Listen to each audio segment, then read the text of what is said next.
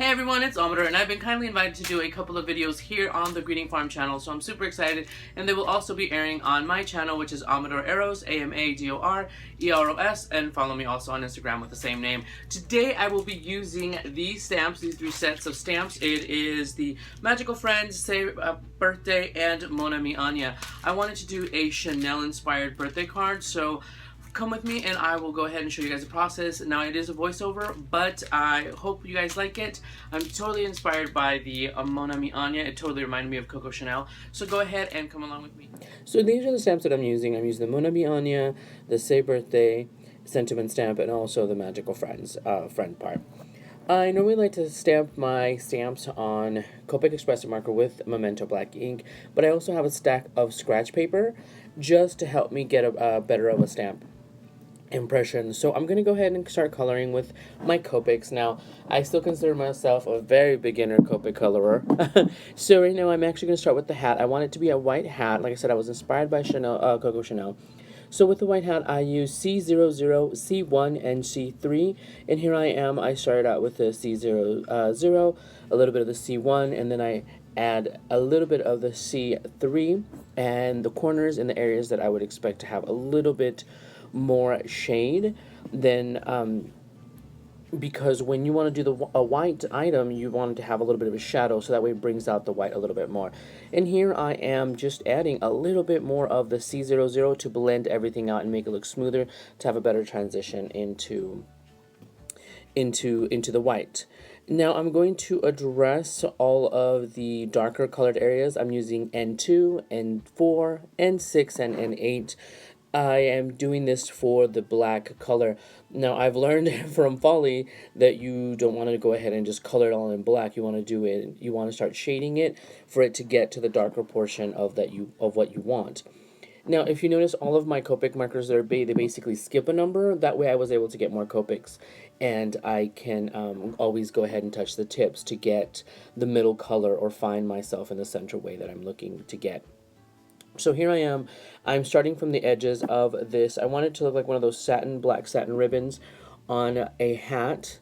And I will start with the hat, with the band on the hat. As I get closer, I will leave that white space.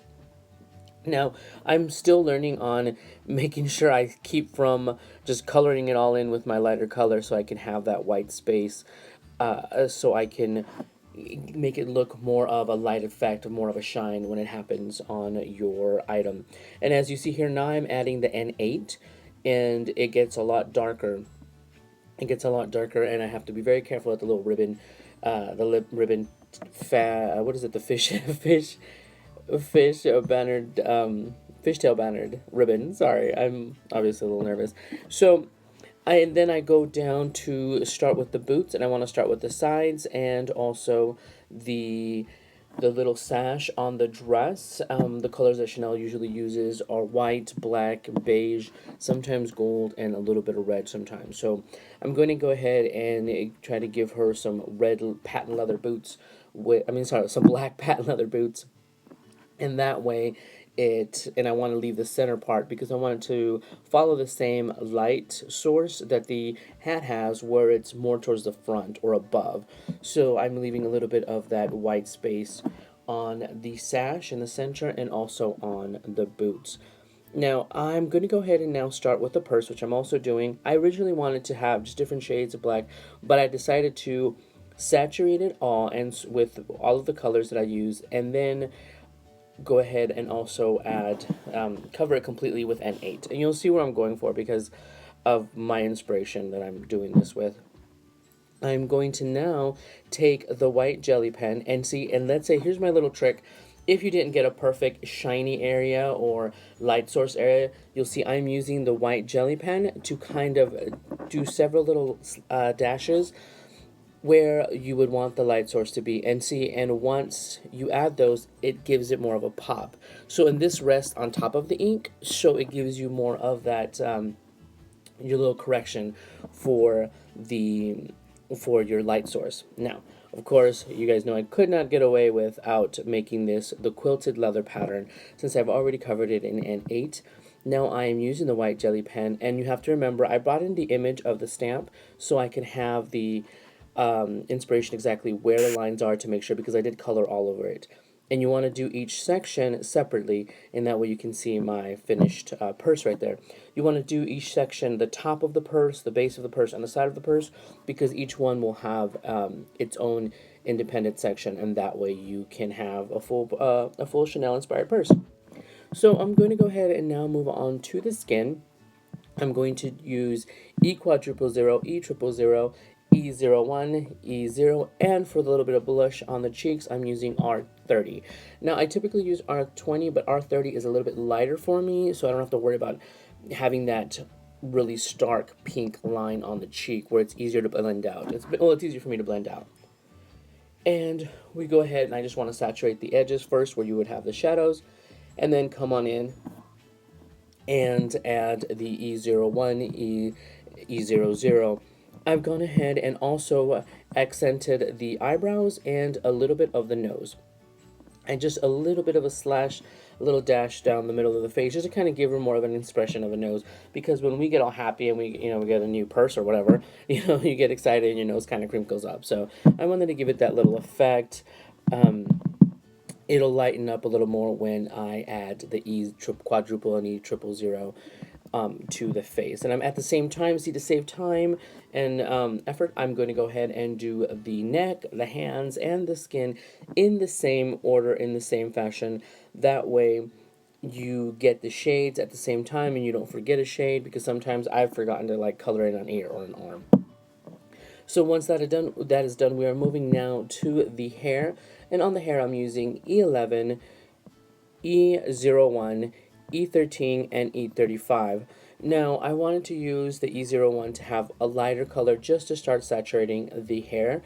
And I've gone ahead and added that to my little color repertoire here. And I've gone ahead now, I'm going to go and do the E11 to start doing the little feather, the light feather slashes where so you can create the hairline, create the hair texture.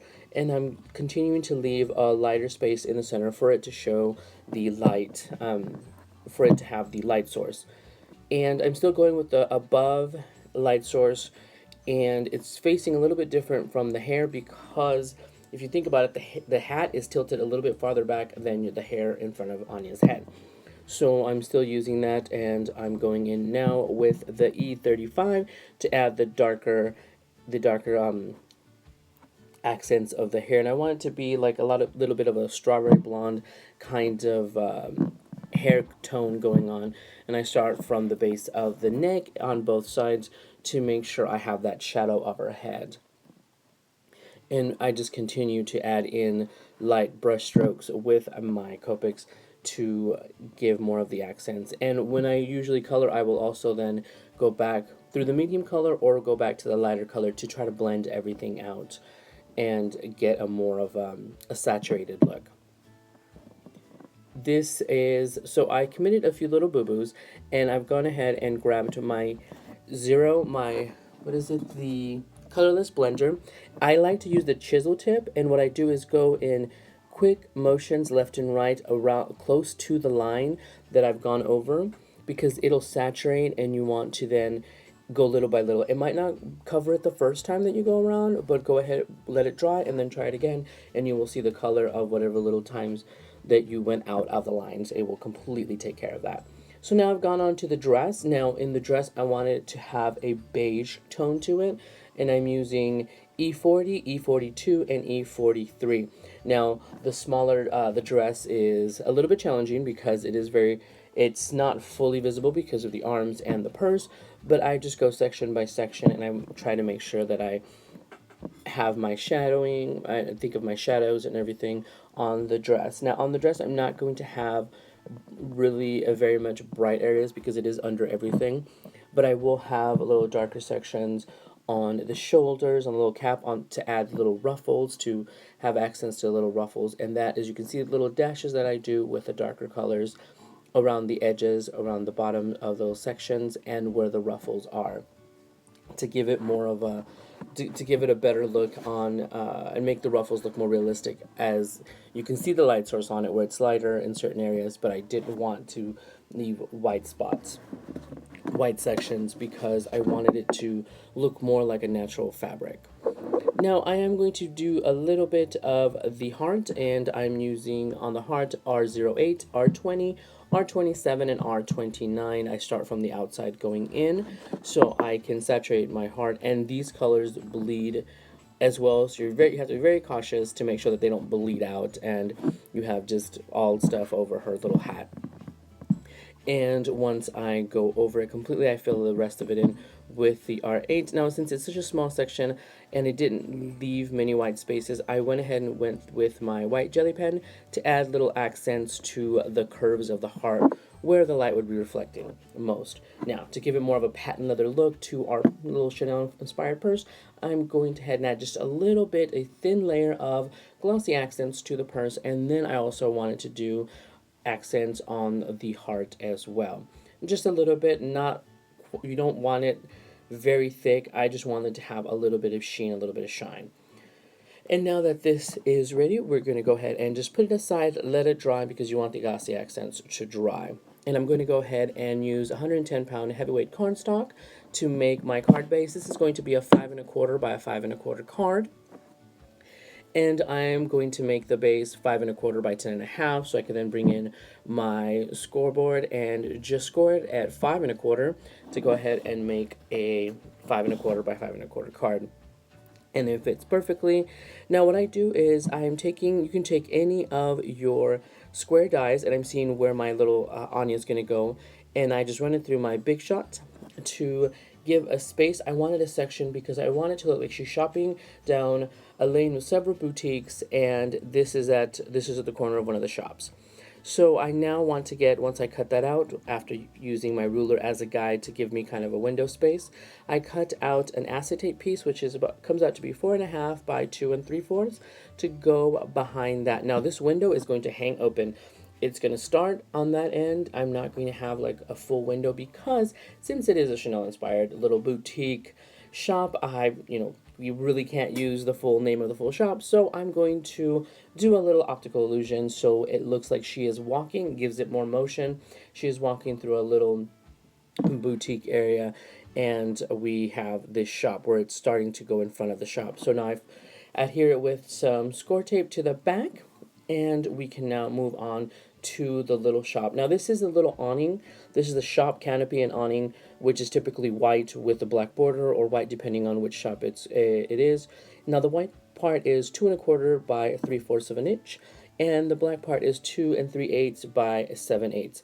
Now I went ahead and glued it with my my adhesive, and then I realized that since it was going to be, you're starting to go towards the shop, it wasn't going to have that black border on the whole thing. So I just cut off one of the edges that was going to face the section where the window is open as well. I'm going ahead and just go ahead and use some of this 3M mounting tape that I have a huge roll of, so I can make that little section for the awning. Now I'm going to go ahead and make the sentiment, and I want it to have the same look, like it also looked like an awning for a boutique or a sign in this little chic shopping boutique area. I'm going to go ahead and mask the bottom part of the birthday stamp, which is, it says happy birthday to you. So I go ahead and mask it off with just a little sticky pad. Go ahead and do that. And for the Magical Friends, I want to go ahead and also mask off the S for the friends part. So it just says happy birthday, friend. In all actuality, I could have just left it to say happy birthday, but I wanted to add a little bit more sentiment. I wanted to get a little bit more use out of my cards, so you can see how you can combine these sentiment stamps with the other stamps. So I'm stamping that, trying to find my location right under there, and I go ahead and now I'm going to, and I grab the card again to kind of get the inspiration. I want to see about where I'm going to have this sentiment, and I cut it down. The sentiment actually ends up being 2 1/2 by 1 3/8 for the white section, and then for the black cardstock part, it is 2 5/8 by 1 5/8 for the backing, because I wanted it to look like the sign in the little boutique. So here's a little lazy way I do it as well. I just go ahead and put some adhesive on the back of the sentiment, glue it to a piece of cardstock, and then I just freehand around a little border so you can have it set up. And I wanted it to look, I liked how it looked, the awning looked on one side, so I wanted this to look like she was passing a boutique and going towards another one.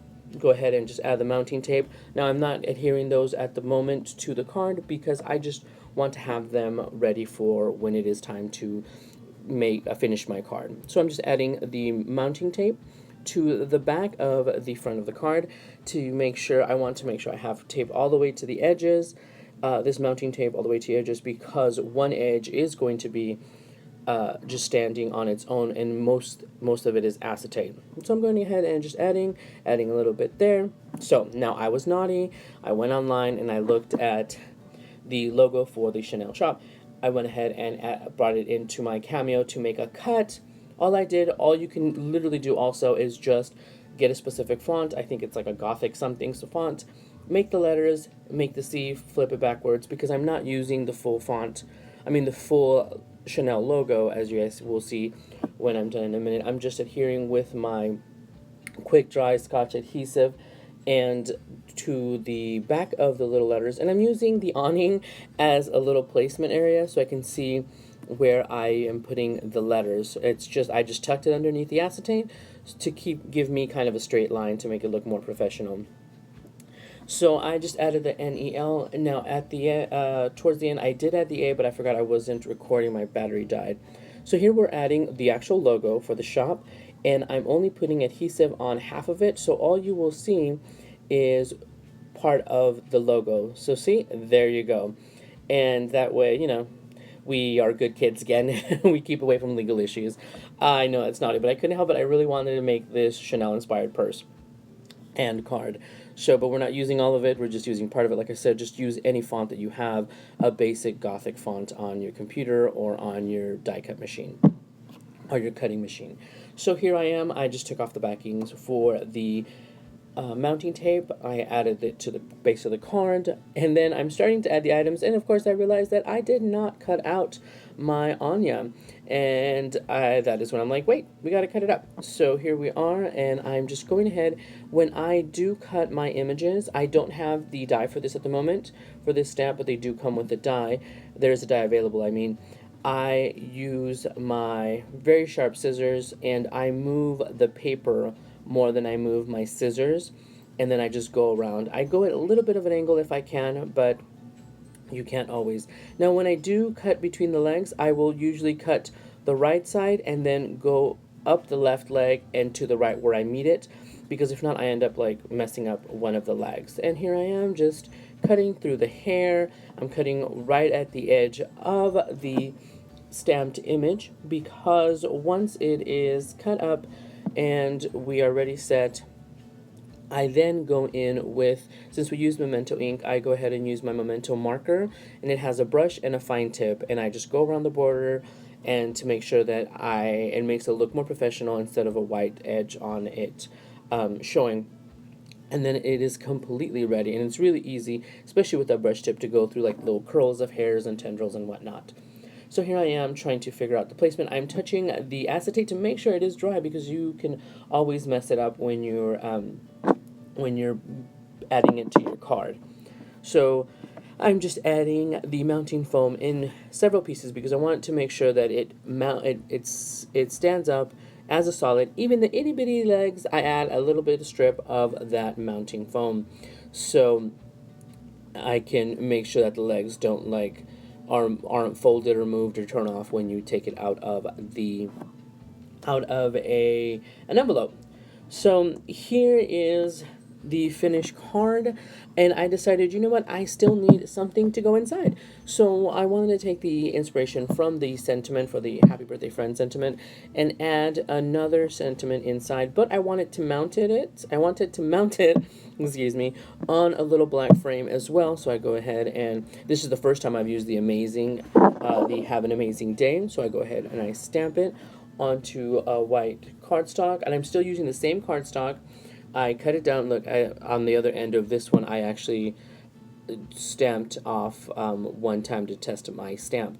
So I go ahead and cut it out, and then I go ahead and grab the black paper, and I'm going to do again what I did is I just added to the corner kind of a spacing that I want so I can have the sentiment. And I just go ahead and with my ATG gun go ahead and add it to the inside of my card. Now it has a sentiment outside and a little sentiment inside. Now here are some final shots of my Coco Chanel inspired birthday card, and I just want to add that all of the items that I used will be linked in the description, so you guys can head on over to the Greeting Farm shop so you guys can get those for yourselves as well. I just want to thank again everybody at the Greeting Farm for your beautiful stamps and for having me today. And I hope you guys like everything. Follow me on my channel, Ometer Arrows, and I will talk to everybody soon. Thank you. Bye, everyone.